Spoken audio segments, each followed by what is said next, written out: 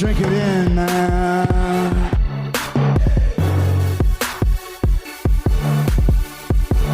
Touchdown, Detroit Lions!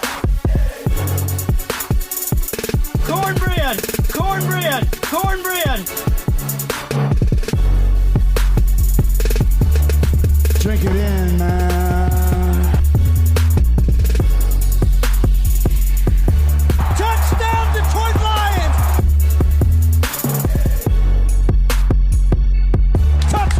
Touchdown, Detroit Lions!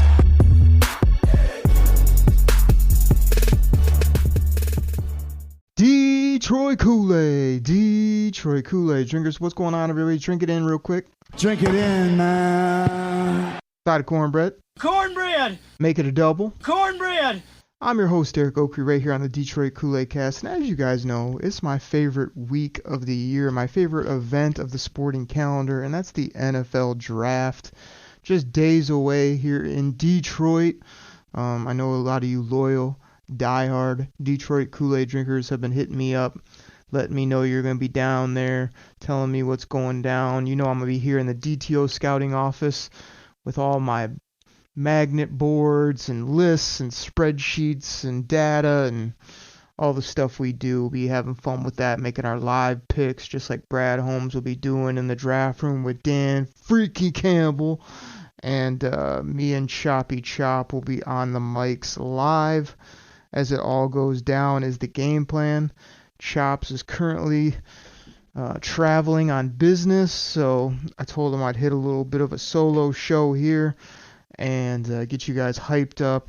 And then Thursday and Friday, the plan is for us to be doing some content. We don't know how quickly we'll be able to turn it around because we're basically going to hit record 8 o'clock when the draft goes live, a little bit before, talk about the picks, talk about what the Lions need to do, make our real picks, and then we'll try to turn that around and get that out so you guys can hear some of that raw audio. None of this waiting weeks and weeks until we see what happens and then giving our opinions, or waiting years later and say I told you so. You hear it as it happened, and we'll try to do that again, and it should be real fun. Looking forward to it. Life is crazy for everybody, so we're doing the best we can, but I cannot be more excited for this draft, for the city of Detroit, all of you fans out there that are going to go down and enjoy it, all the ones like me and others that love to just watch it, experience it, do our thing. So I've got some news and notes, some things that have been happening, some rumor innuendo. I've got the Oakley big board that I want to talk about a little bit of where that's at. If you're not on the DKC Google sheet that we sent out to a lot of you that have been loyal listeners for a long time. Let's talk about the Lions depth chart a little bit. I know Brad Holmes says he doesn't use the depth chart as best player, yada, yada, yada. Like, I don't buy it, but, he does tremendous in the draft, but we do need to look at this depth chart a little bit and see where our holes are, see where we can beef up this team to hopefully win a Super Bowl in 2024, 2025 here. And then I'm going to do the Oakley first round full mock, which is where I've just been sort of piecing together what I think might happen.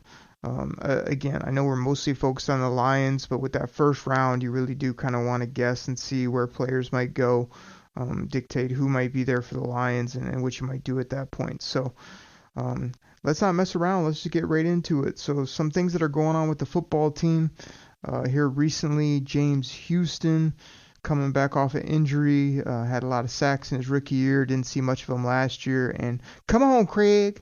Those two guys jumped out at me as returning on kind of restricted tenders, so it's nice to have those guys back on decent deals. Houston actually, got drafted, then I think he got cut, then he got re-signed and tendered, and then he balled out, and then they had lots of weird things going on with that contract. So glad that they were able to get something done with him. I didn't see the exact length or dollars on it, but it sounds like he's back for at least a year or two at minimum, and that's a good thing for this football team. The hope is he can come back, show that same juice, get after the quarterback, help the team. A lot of the things you guys want to hear about are rumor, innuendo, trades, all the things going on with the Lions and other teams. I mean, nobody knows what's going to happen come draft day. I mean, it is funny. Like, we can only consume what we can consume, right? So it's like you're listening to pods, you're reading up on stuff, you've got these player prospects, you know their backgrounds, however deep you want to dive into it, you can. But the NFL teams have such a different approach. We also you can look at trade charts, you can do whatever you want, but it's very hard to marry up trades and whatnot. But some things I've heard about the Lions are, could they trade down with the Las Vegas Raiders, where the Raiders come up and take our pick at 29? We get like, gosh, what was it? It was like 44 and a pick in the third round, like in the 60s. Would that be good value? There's been a lot of talk about Washington Commanders wanting to move around based on the type of draft capital they have and wanting to beef up their team, whether it be quarterback, some different positions that they're trying to handle. Like if they take that quarterback high, then they're trying to support him with playmakers. So that could be another trade down scenario for the Lions if they want to give up that pick at 29 and drop back. There's also a scenario I saw and heard about that was the Lions jumping up to number 15 with Indy, possibly taking Quinyon Mitchell or one of the pass rushers at that point. I think there you had to give up your second round plus 29 to make that jump all the way up to 15. I mean, to me, a lot of those are interesting. I guess my philosophy has always been to stick and pick or trade back more so than to jump up the way Brad Holmes has been known to do, because he knows who he loves and loves who he knows, and that's all good. He's been hitting on those, so no big issues. I just think when you get in the mode of coming up is when, like, in a few years you're sitting there in a draft going, we've got like no picks in the top 3 rounds, like he was over there in LA. So you got to be a little bit careful with some of that. Sometimes it is more prudent and important just to stay there, take the best guy at your pick, or if you wait on your pick and you don't love somebody the way he loves somebody, you can drop back and acquire future picks, whether in that draft or future drafts. I mean, a lot of times people just think, just give up next year's second. What's the big difference? Well, the difference is a second round pick's really valuable, whether it's this year, next year, whenever. So you just don't throw these away. Some of the radio people and things you hear on there where they're just like, oh, who cares? I'm just going to go up and get my guy. I mean, just give him our first rounder next year. I mean, come on. Like, that's not what you should do, right? Okay, Kool-Aid drinker and, cornbread muffin and all that. You know what I'm talking about. But, you have to understand the value of these picks, whether it be now or later. And just because you want to go up and get a guy, or, I don't love all these players, so I'll just, throw away picks in the mid rounds or the late. It's just like, all these are very valuable because they're 4 or 5 round contracts on no money for young football players that can help your team, your depth. You could take some big swings in the later round and maybe hit an absolute, I know swings is a sport we shall not speak of here on the show, so you could just take some bigger risks, let's put it that way, and maybe just get some dynamic players on nothing contracts in the 5th, 6th, 7th round. So I'm more of a proponent of getting more opportunities to draft rather than packaging opportunities to go up and get a player. But I also subscribe to the Lions are in a window, whether Brad Holmes wants to admit it or not. You were 1 game away from the Super Bowl. You should have won that football game.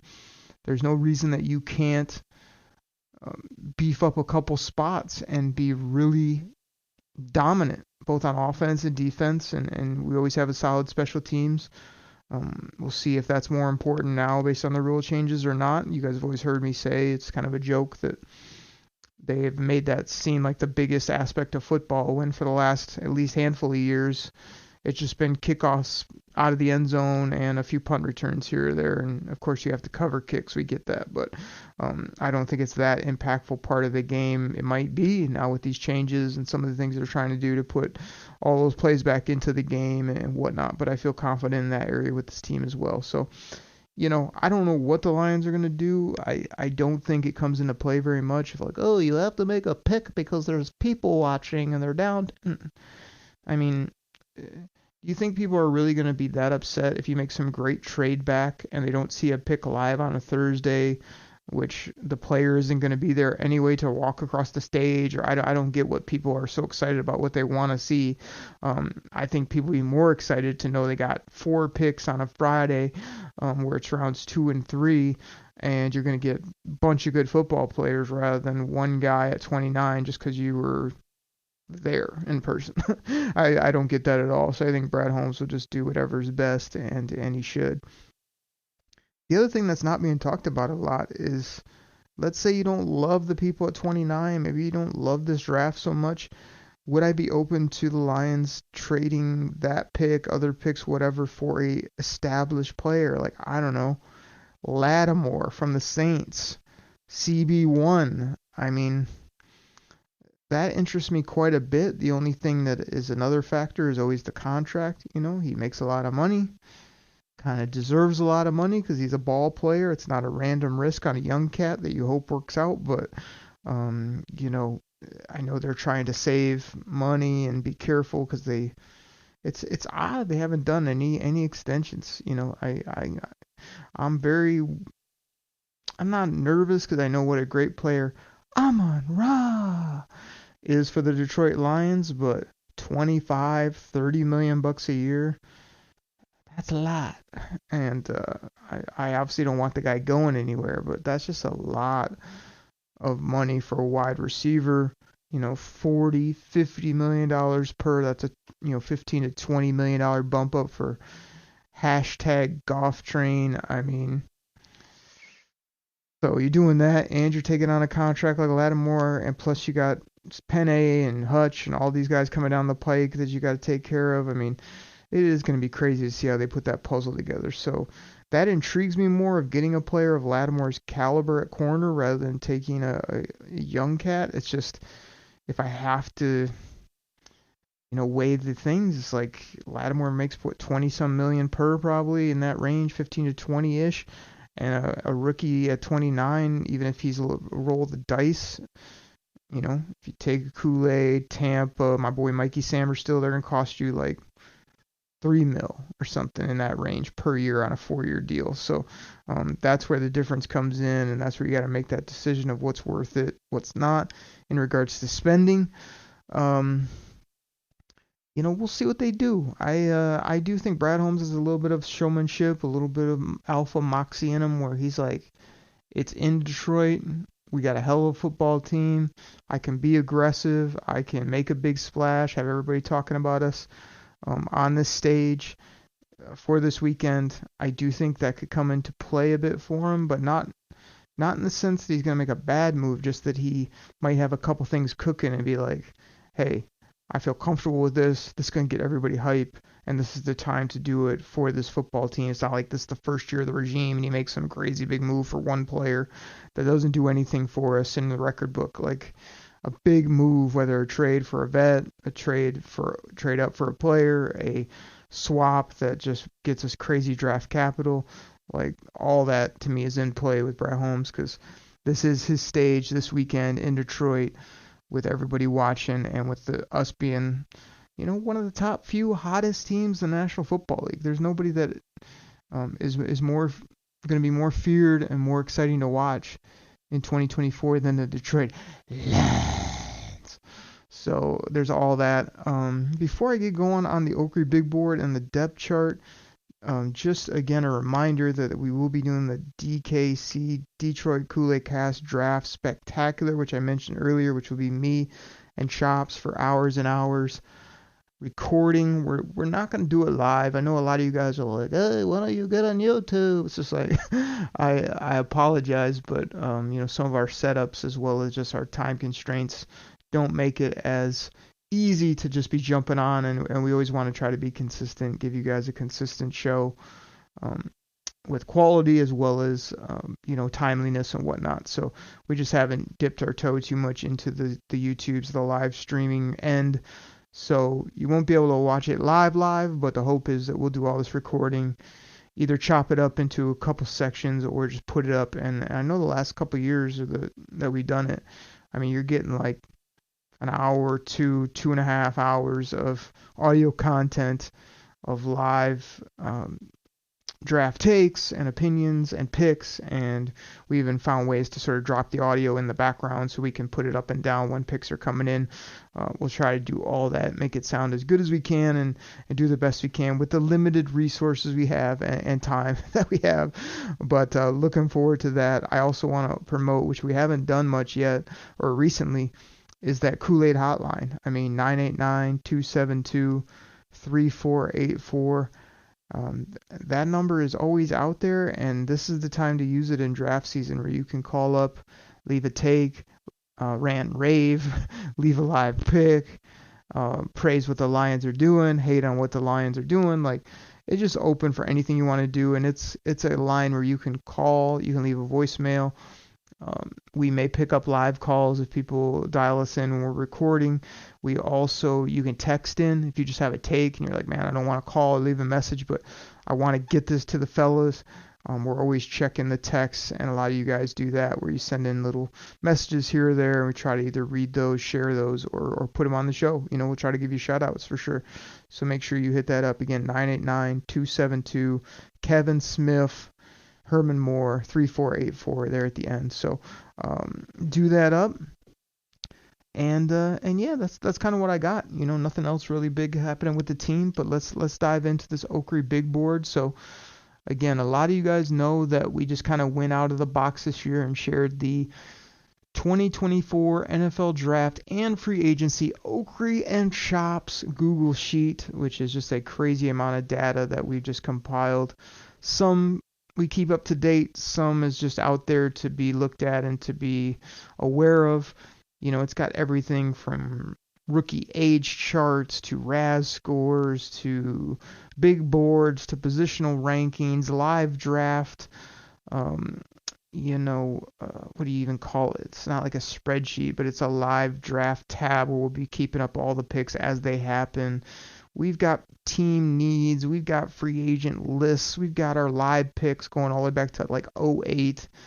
So that's out there. And like I said, we just kind of shared it with everybody again this year. We've been a little selective in past years, and we also are thinking in the future that we may tighten it up even more and maybe do some fun things with it. But we're asking if anybody else wants to be on it that we didn't give initial access to. Just either leave us a review on iTunes and send that to me. You can find me at Derek Oakery. That's DEREK OKRIE on the old Twitter X machine. Or what was the other one? I said leave us a review, or we have what's called listener support, which we always love it when people love our show, love what we're doing, love the time we put into this thing. And you can give us like $1.99, $4.99, $9.99, however much you want to help us support the show, get equipment, keep this thing rolling. That's always much, much appreciated. So that's out there as well. If you want to do the listener support, that'll get you access to this Google Sheet. And like I said, maybe in the future it may be a paid element or something that we expand on. But right now it's just a lot of data, a lot of things out there. And if you're sitting at home and you got the TV screens up, why not get a computer right next to you and have this up as we go? So with all that being said, let me just rumble through the Oakery. This is the Oakery Lions big board, which is guys that I have somewhat targeted, players that are somewhat realistic for the Lions.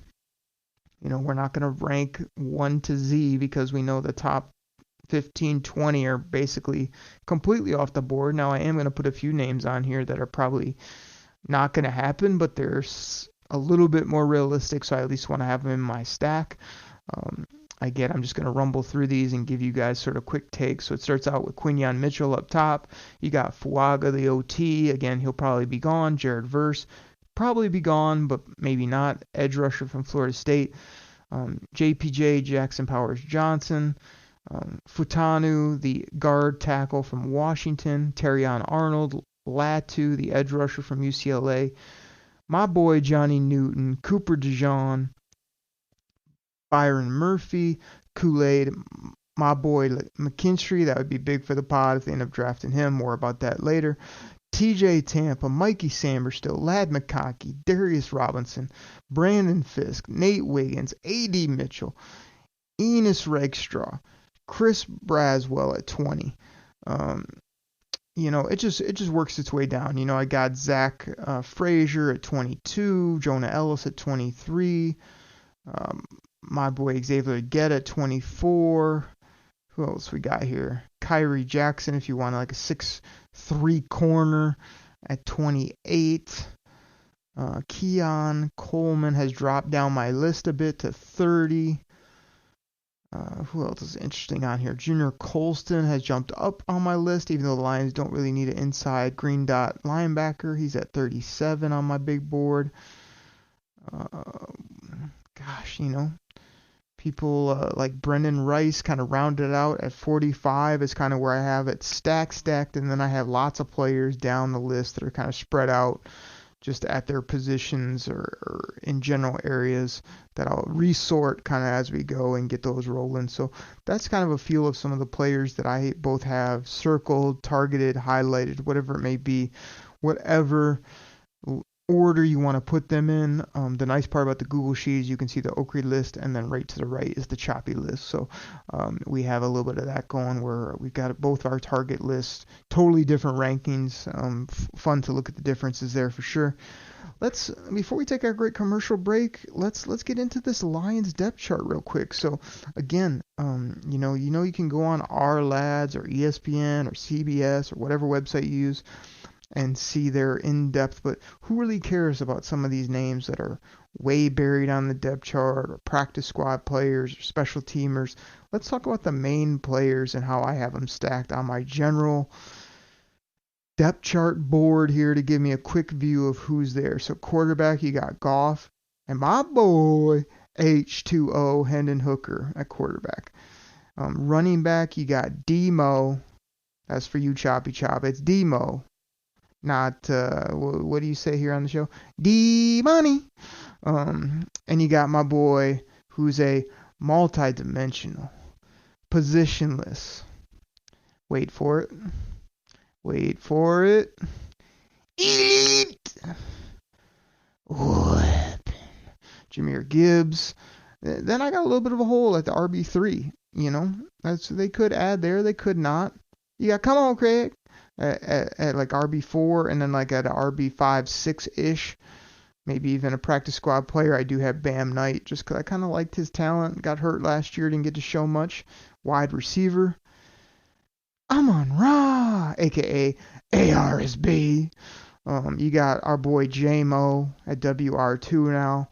I got a little bit of a gap there, a little bit of a hole, maybe needs to be filled at WR3 with Josh Reynolds, aka the Serpent of Death, leaving the Lions. Wide receiver 4, DPJ, Donovan Peoples-Jones, Khalif Raymond Khalif, and Antoine Green after that. Moving over to the tight ends, we got Sammy Biscuits, Sam Laporta. We got a hole there at TE2. Yeah, I know Brock Wright can block, but I got him at TE4. We got my boy James Mitchell, who I love, who hasn't done damn thing in the league yet, except catch a couple 2-yard touchdowns here and there. But he got him at TE3. Sane Zylstra coming in at the back end of the tight ends, but he can do some things if he's healthy again. So could they add there? They could. I don't think it's a screaming need. Moving over to the offensive tackles, you got Taylor Decker and Penne. Then you got a bunch of nothing except our boy Dan Skipper. Always reliable, always eligible there as a backup swing tackle if needed, or possible tight end if needed. You've got interior offensive lineman Frank Ragnow, Kevin Zeitler, Graham Glasgow. Everybody knows interior. If you can get an interior guard that can also play center, that'd be a nice find for the Lions. But we also did invest in Colby Sorsdahl last year. They see him as an interior player, but he has played some tackles, so hopefully he continues to develop. Moving over to the defense, you got Aiden Hutchinson, my boy Josh Pascal. Then I got a little bit of a gap there because, again, everyone's talking about we go to get a guy opposite of Hutch. It's like, yeah, but Pascal, Houston, Davenport, kicking some other guys inside, outside could do it. But, yeah, another edge player would be nice if the right guy's there at the right price. So I do have a hole there that they are probably looking to fill. interior defensive tackles, you've seen a lot of things about, us maybe adding there, and I'm always a proponent too to add my boy Johnny Newton or other players, but you got Aleem the Dream, aka Honey Bun, aka Buttercup, aka Twinkle Toes, aka Plump, aka so many other things. We got our boy DJ Reader in there. We got John Kaminsky, who still has a horrible nickname that makes no sense. We've got Big Denim Levi Owens-Arike. I'm telling you, like, I keep seeing him. He looks more and more yoked every time I see him. He's got his hair braided up rather than that terrible haircut he had the last couple years. I could see this guy splashing a little bit this year if he gets some snaps and he's healthy. You got our boy Broderick Martin, the big fella, at the bottom, but could do some things. I don't know why they continue to say he's not ready. Like, why is he not ready? Get ready and start making plays, is what I would say. We've got linebackers of Alex Anzalone, a.k.a. Fabio. We got, who's now my boy because I love him off the field and he plays with reckless abandon, and that's Jack Campbell, a.k.a. Reward. We've got Derek Barnes, horrible spelling on the first name, but a player that seems to be coming into his own, number 55. We've got JRM, Jalen Reeves-Maben back on a very nice contract. Hopefully we'll do more than run down on kicks. I like the player, I like the person, but it seemed like a bit of an overpay, but he's there as depth linebacker. And you got our boy Rodrigo. That's the live version, by the way. I can't get to the sound drop right now. You got him in there, still in the mix as well. I know some people talked about trading. I'll give it to you. Rodrigo! That was the sound drop. Rodrigo! That was the live version. But I see him sort of sticking around, being a nice depth culture player. Moving over to the corners, you got Carlton Davis. I mean, you guys know about Carlton Davis, right? Like, I'm looking. I don't know that I have it. I don't think I have it. I don't have the soundboard up with the Carlton Davis drop, but you guys know what it is. You're doing the dance at home, right? The Carlton is CB1 right now.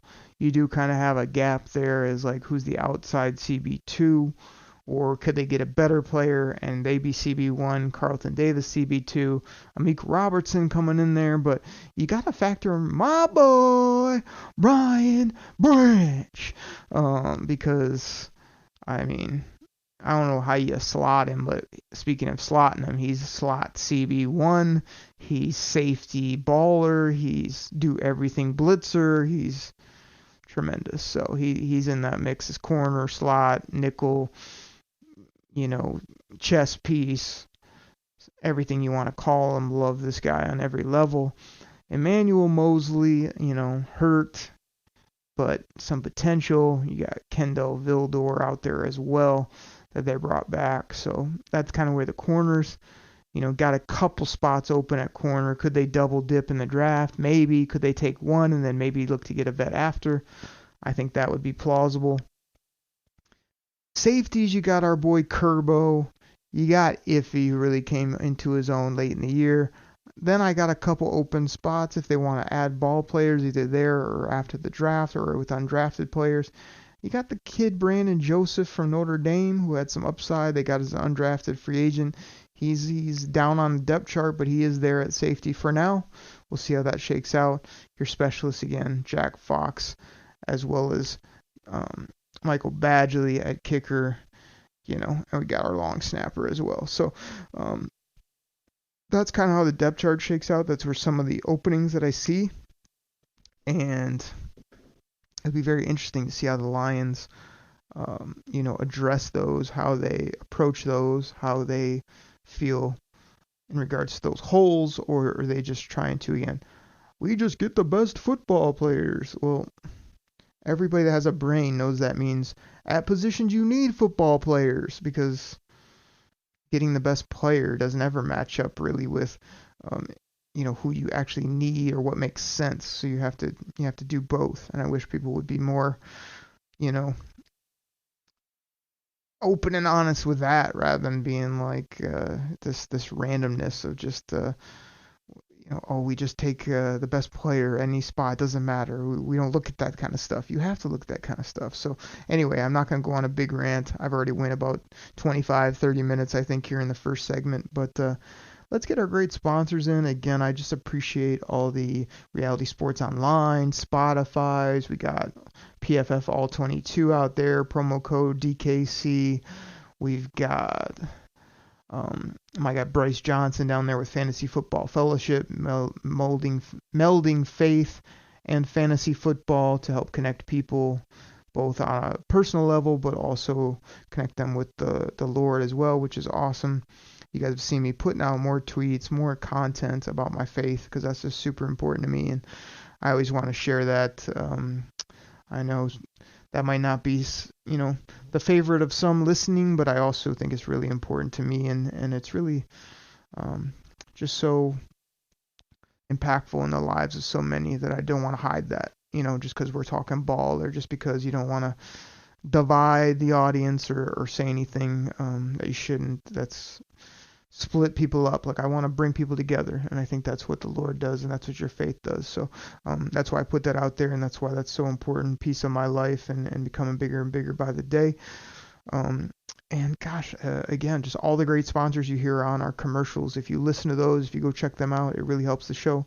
If you do listener support, that really helps the show. If you call the hotline, that really helps the show. If you tell a friend, a family member, another Lions fan, and you got to check out the show, the Detroit Koolaid Cast. It's kind of kooky. They play a lot of sound drops. They have takes. They have opinions. They don't do these structured shows that bore you to death. They try to come at you with just honest, live guys that love ball, that are friends, that enjoy doing this. And that's what we try to bring you every week. Cannot wait to do it for the draft with at Chops in the D. And all the other things we do here on the show. So that's what I got for the first segment. Check out our sponsors, please. That really helps. And when we come back, we'll go through the Oakley first round mock picks 1 to 32. We'll also talk more about what the Lions could, should, and would and will do, as well as so much more. So everybody, I'll be right back. This episode is supported by FX's Clipped, the scandalous story of the 2014 Clippers owner's racist remarks captured on tape and heard around the world. The series charts the tape's impact on a dysfunctional basketball organization striving to win against their reputation as the most cursed team in the league. Starring Lawrence Fishburne, Jackie Weaver, Cleopatra Coleman, and Ed O'Neill. FX's Clipped, streaming June 4th, only on Hulu. Jewelry isn't a gift you give just once. It's a way to remind your loved one of a beautiful moment every time they see it. Blue Nile can help you find the gift that says how you feel and says it beautifully, with expert guidance and a wide assortment of jewelry of the highest quality at the best price. Go to BlueNile.com and experience the convenience of shopping Blue Nile, the original online jeweler since 1999. That's BlueNile.com to find the perfect jewelry gift for any occasion. BlueNile.com.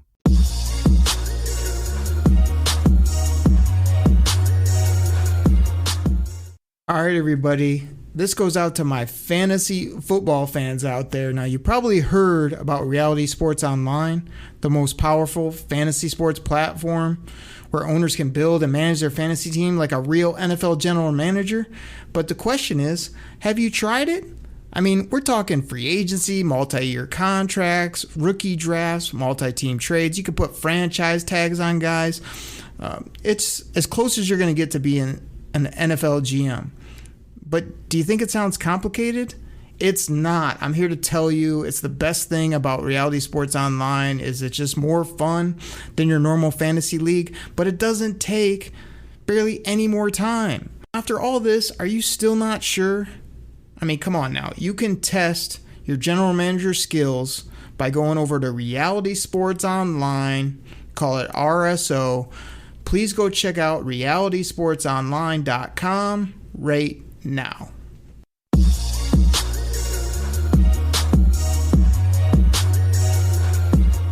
Kool-Aid drinkers, we're back. Thank you so much for listening to the show. Again, it may sound a little bit different because we have a couple different setups, whether it be my studio desktop type setup right now and over the weekend when we're doing these live as it happens, draft shows, I'll be on the wireless headset mic. So it's a little bit different sound. We're still trying to dial that in. Both me and Chops get it sound very consistent, very crispy for you. But got to do what we got to do so I can be mobile and talk to you, watch, work my draft boards, all that good stuff. So let me go ahead and cruise over to my draft board, by the way, and we'll do the Oakery first round mock. And this, you guys have seen so many of my mock drafts for the Lions where I'm picking rounds 1 through 7. I'm always trying to give you guys some different combo meals to think of, different approaches. Am I trying to reinvent the wheel like some of these websites and people you see where they're just taking random people to get clicks, or people that are just going to shake you up? No, I tend to go more towards the names that we hear about, because the people that the NFL talk about, yeah, they're not right all the time, but they are talking to people. They do have more access than we do. So yeah, of course I'm going to focus on some of the main names that we hear throughout the process, and then at the end we're going to make our decision live as it happens. That's the only way you can do it on the draft. You can't predetermine, you can't get set, you can't get anchored, as Brad Holmes says. But let's get in this first round mock and just see how I have it going down. Again, the way I decided to do this, because some of these you see people, they make like 4 or 5 different trades and they're moving teams all over the board. The way I did it, I'm going to give you the player that I think fits best based on the current draft order, and then I'll give you a few possible trade slots. Hey, this team might trade with this team, but I'm not going to actually do the trade because it's going to junk up all my other picks and just make it an absolute mess. So let's get into this. Chicago with the first pick. You guys know what it is. Caleb Williams. Go hit up our guy at Joey Sports Guy when that pick is made and just chant Jared Goff. You can call, what were they saying recently on the radio? You can text over to Joey Sports Guy Charmin Soft for what Caleb Williams is. Chops is already on record saying this guy's going to be a bust. I know Joey thinks his team is rolling with wide receivers and playmakers and quarterback. It's like, Chicago. Yeah, we'll see what they do. Win some games first, then we can talk. At 2 with Washington, I've got him taking Jaden Daniels. I know there's been a lot of rumor innuendo that people are trying to trade for that pick. And I guess Washington came out and said, nope, we're just going to stick and pick, which seems weird to me. It seems like you would either just do that once the draft gets rolling, you're on the clock, or you would continue to, what are you going to say? We're going to stick and pick, and then you get some crazy offer and you're going to turn it down because you just decided you're going to make the selection. Like, that doesn't make any sense. But if they do make that pick at 2, I have them taking Jaden Daniels there. Again, you could see the Raiders try to jump up. You could see Denver try to jump up. But it sounds like they're going to stay and make that pick. At 3 is where I get a little unique with it. The chalk pick is Drake May. I have my boy J. McCarthy going to the New England Patriots. They do seem to be set on a quarterback. I feel like JJ has sort of been an enigma throughout the process. He's been overanalyzed. You guys heard my one critique on him is I don't know how his type of personality is going to flow in the NFL. Are people going to love it because he's all about ball and his teammates, or are they going to think he's not that alpha dominant leader that goes out with the fellas and does this and that, or he's just too nice? I could see that being something that's said as well. But I got McCarthy going at 3 because the Patriots love players that, are all about the team, don't say much. This kid can run, he can throw, he can operate your offense. If you want to just run it a million times like the Patriots have been known to do, he could do that. I just think he's almost a better talent than Drake May, and he's a better team competitor, where Drake May might be a better physical specimen, but he said some things that makes me wonder if he loves ball. Let's keep this moving. I can't spend forever, but JJ at 3 is the big one I got. At 4, if the Cardinals stay there, I have them taking Marvin Harrison Jr. That could be a trade candidate. Again, same type of quarterback teams coming up there at 4. I could see them moving out, but kind of tough to move out if you really love a guy like Marvin Harrison. At 5, I got Fuaga, the big offensive tackle, going to Jim Harbaugh and the Chargers. 6 with the Giants, I've got my boy Malik Neighbors, just electric talent. I just feel like everyone's totally written off Daniel Jones, and I didn't like him, then I liked him, and I realize he hasn't produced, but he's you could keep Daniel Jones, the other things they've done, add some other playmakers and give it one more run and see what happens, and Malik Neighbors is special, so I got him coming in there at 6. 7 with Tennessee, Joe Alt. And again, some of you wonder, why is Joe Alt not going to the Chargers? To me, they already got the left tackle, and Joe Alt's never played right. So to me, I would go to a team like Tennessee where it feels like they need a left tackle, pure left tackle, and they can move some of the other guys around to the right side on that team. So that's why I have that flip-flop that way.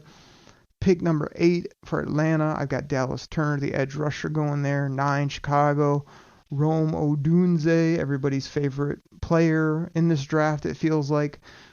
I like him too, but, Caleb Williams and Odunze, is that either going to be ultra dynamic for the Chicago Bears, or is that just going to be, again, adding toys and weapons rather than beefing up the O-line, the D-line, things like that really help you win football games? At 10, we've got the New York Jets, who cater to Aaron Rodgers, that smug, pompous, arrogant, you-know-what. He's going to want a wide receiver or another weapon. So I got him taking Brock Bowers, the tight end. Pick 11, I've got Minnesota sitting there. That's where they get their quarterback. Again, what is it, Josh McCown, I think, is there, who was a previous coach or buddies or whatever with Drake May, so that just seems to make a lot of sense to have Drake May just go there at 11.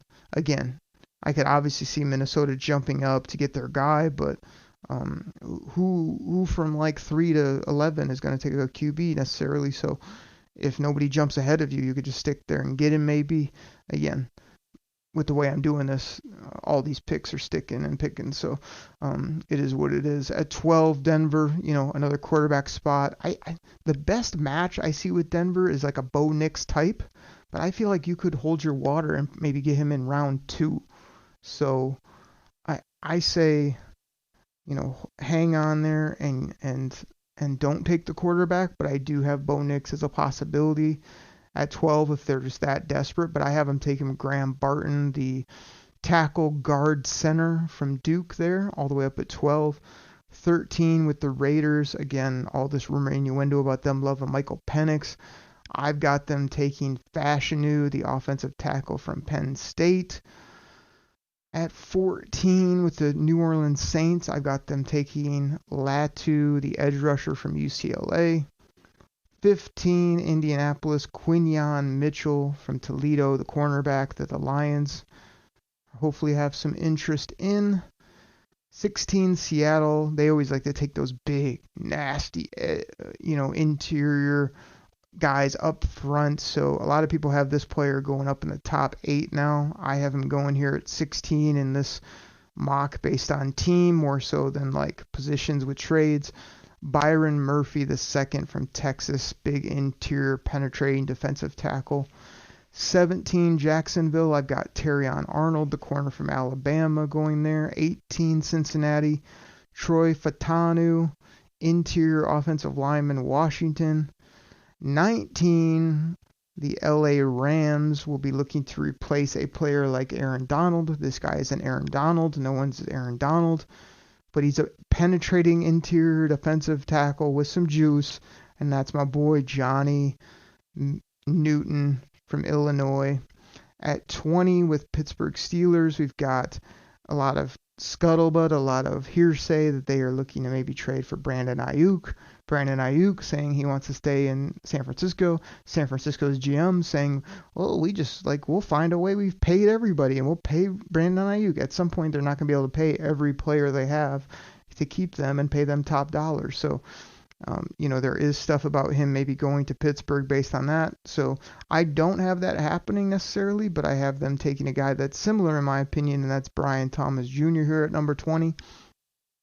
Pick 21 with the Miami Dolphins. I got them beefing up their O-line and taking a player like CJ Latham from Alabama.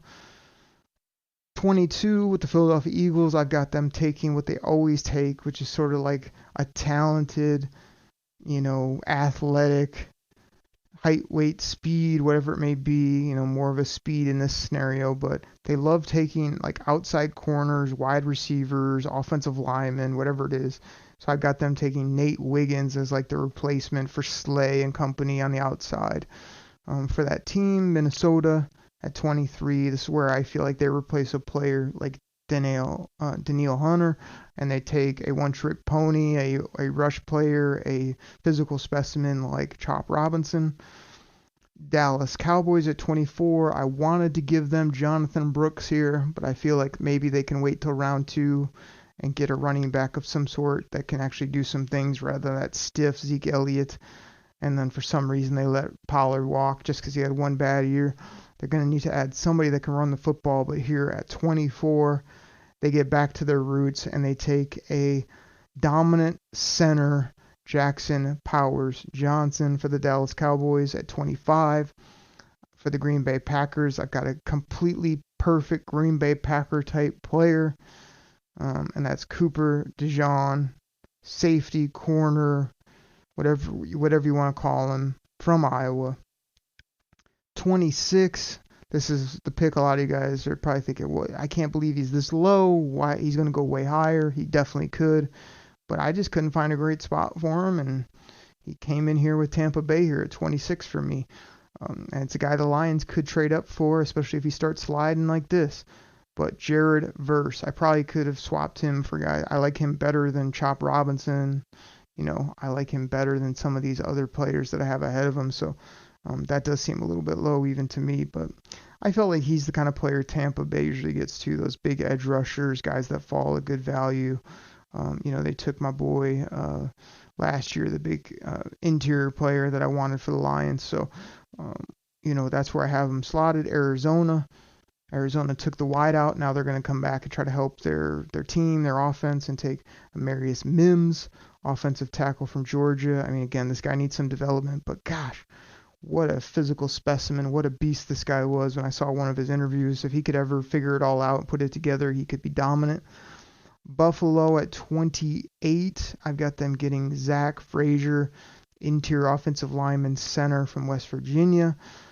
That leaves the Lions at 29 with some interesting options, and I went through a lot of machinations, but again, I'm going to do it for the pod. I'm going to do it for the people. You guys know I got to get back to the thing. I got to hit the soundboard because we do this always for the people. And the people consist of the millions. So for the millions and millions of Kool-Aid drinkers out there, for the people that listen to this show, for the people that want the Lions to take a cornerback because they lost Cam Sutton and they can't cover a coffee table, give me Kool-Aid McKinstry from Alabama, 6'1", 195 pounds. Can get his hands on the football. He's got swagger. He can help you in the return game. He's shown you he can cover and play the last couple years. Of course, his athleticism could be better. His overall play, tackling could be better at times, but he fits a big-time need. He just has some things, and his name's Kool-Aid.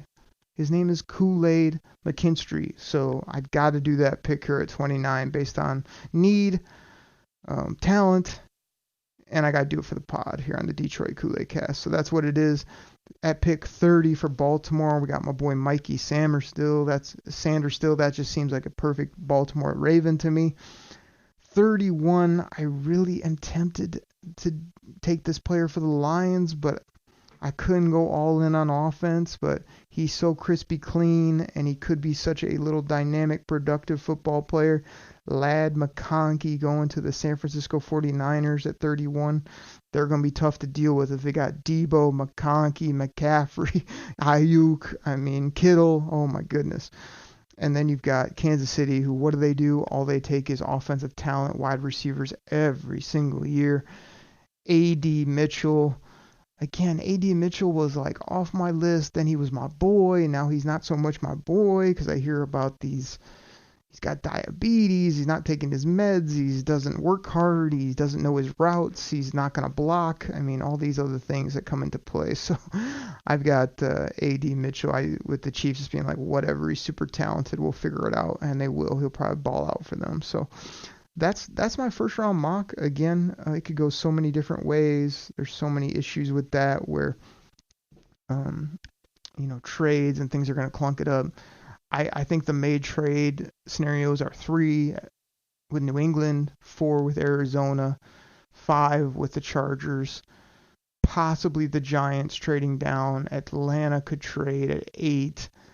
And then you have 15 with Indy. You have the Rams, at 19 could be willing to deal. You could obviously, it's almost a given that Philadelphia isn't going to stay at 22 because they always, I think there was like a tweet, Howie Roseman is calling around about trade ups. Like, yeah, water is wet, the sky is blue. This is all this guy does is call everybody about trades all the time, every year, and he always moves up the draft board for whoever he wants. And we'll see what the Lions do. Again, I think moving down would be a great decision. I'm not worried about the backlash or the poor us, we didn't get to see a guy's name called. I'd much rather have more picks and more ammo to be able to do things later in this draft. But that's how I have it going down. Fun exercise to go through all that and to sort of see how it marries up.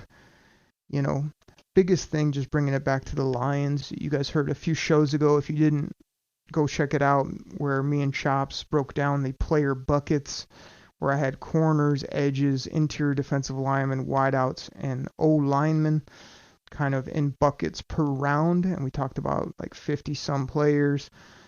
That's the main board that I'll be working off. I think I'm going to be able to get at least through round 5 with these players that I have on this board. And there's so many nice options from rounds from 1 to 7. I also have a miscellaneous column, which are players that don't fit those quote-unquote needs or buckets, but they are players that are still intriguing me. So just real quick, for that first round, the guys that I have a big star on, as kind of if these guys are still there with my star on them, those are going to be more priority than other positions. So Quinyon Mitchell, Latu, Newton, McConkey, Graham Barton are my 5 top stars right now. One at each of those positions that, if one of those guys are there, it's going to kind of trump, anything else that I would be staring at on the board at that point when it comes to 29. So, again, for me, it's going to be real fun this year. I feel like the DCO scouting office has never been more ready, never been more organized, never been more set. Again, I'm not the ultra analytics guy, but we will be tracking positions of need. We have kind of broken these players up. And like I said, for me, the biggest thing I've done recently is just get rid of some of the clutter. I have all the players that aren't on my targeted list on another board. And sure, I'm fine with all those guys going to other teams. But every time a player comes off my Lions board, it's tough, but it also will make it easier for me to see when it's time to pick of all right, who are these guys that I'm looking at? And it's been fun because I've been able to add a few players over the last few weeks since that podcast came out. Let's put this guy in the 4th round bucket, or hey, I got to add this interior offensive lineman because he plays center and he might be a nice replacement for Ragnow when the time is right, or hey, this depth cornerback, or hey, let's get Braden McGregor on the list, edge rusher from Michigan there in round 5 or 6. As a intriguing option for the Lions. So all that has been totally fun. I also think that I just want everybody to totally enjoy it. It may be another 10, 20 years, however long, until this draft may ever come back, or if it ever does, to Detroit. So this is your one time to enjoy it in person if that's your game, if that's something you want to do. For me, I just can't wait till this thing kicks off. It's the ultimate reality show. The Lions are no doubt going to get better as a football team. The draft is stealing too, because you already have your team. You already have added in free agency. So now you're just getting cheap, young, good football players that fit you, that you love, and you don't have to worry about paying, the ultimate price or this huge contract too. You can just be we know this kid. We love this kid. He's there. Let's take him, bring him into our program, and just grow him up and see if he can be a superstar. So that's what I'm really excited about. That's why the draft is my favorite event of the year. It's so incredible, and like, for me and Chops, like, despite our busyness and all the things going on in our different lives, like, we both cannot wait to jump on the microphones, watch this draft go down, share it with you guys, talk about it. Again, hit us up on Twitter, on X, send me questions, give me takes, keep your eye out, because the plan is, like, you know, minutes before the Lions actually turn in their pick, you'll see a tweet with the 29th pick. Derek Oakley of the Detroit Koolaid Cast selects, and that'll be my live pick for the Lions. Again, not based on best player available or for in general, but for the Lions' current team. I'll get my pick. Chops will do the same, and we'll see how those shake out as the years go by. But everybody, NFL Draft is here. The Lions are one of the top teams in the National Football League. Cannot wait for it. Drink it in, everybody. Drink it in, man. Double-sided cornbread. Cornbread. We'll catch you next time right here on the Detroit Koolaid Cast. Take care, everybody. We're out. Pack the bags. Start the plane. This game is over. It is over. What a comeback by the Lions. Drink it in, man.